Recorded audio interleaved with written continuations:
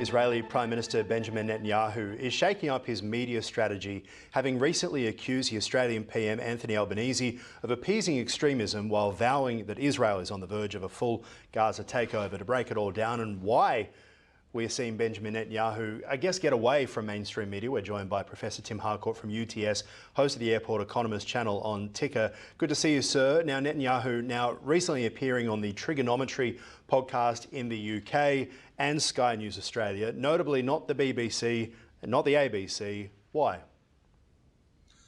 Yeah, it's interesting. There seems to be a view from the Israelis that the BBC in particular has been activist against Israel, as opposed to the traditional BBC have been impartial and very professional and sort of the gold standard of journalism. And he's actually not going on the BBC now, and he's picked, I guess, I mean, they would have been regarded as alternative to mainstream media, Trigonometry, but a lot of these, as you know, Aaron, with Ticker and other publications and media outlets, a lot of these media outlets are now getting pretty big names, and the Trigonometry guys in particular. So he's actually using that to get his message out because he feels he can't rely on the BBC and the traditional mainstream media to put Israel's point of view. It's interesting because a lot of the traditional media has been quite slow at YouTube and digital platforms, and yet you think about Trigonometry, they're all across my algorithm. I don't know why, but they're there. And you constantly see these things popping in across YouTube as well. Is this about the rise of YouTube and Netanyahu essentially realising that to speak to the ABC or speak to the BBC is speaking to a very domestic, parochial population? Yeah, that's part of it. I think it's probably the global reach of a lot of the alternative media. Of course, Israel's got a enormous tech sector, and a lot of the things that we look at, from mobile phones to various computers that we use, are Israeli inventions. So obviously he's got strong links with the tech sector.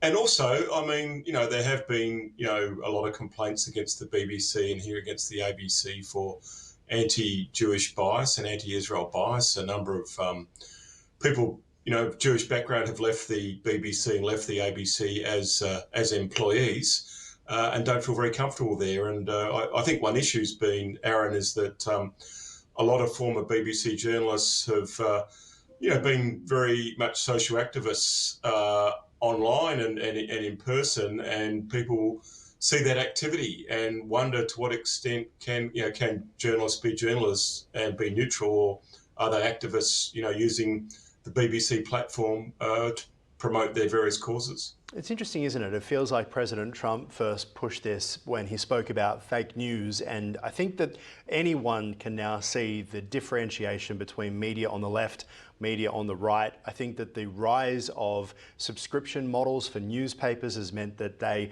tell the audience what they want to hear because they might be scared that if they don't, they'll cancel their subscriptions. There's so much driving it, and we could talk about that, of course, for a long time. I want to get your thoughts, because it's the first time we've spoken since Netanyahu choosing this moment to single out Anthony Albanese. What have you thought about all of this over the past few weeks? Yeah, well, it's extraordinary because, you think about Bob Hawke, Australia's greatest post-war Labor Prime Minister, such a strong supporter of Israel, and it was always regarded as part and parcel of Australian foreign policy, that both parties would support Israel. They wouldn't support Israel without being critical of certain policies, but people knew that that Israel was an ally, and the Jewish community felt pretty safe in the hands of either Labor or Liberal winning power. That's changed, and there is some feelings that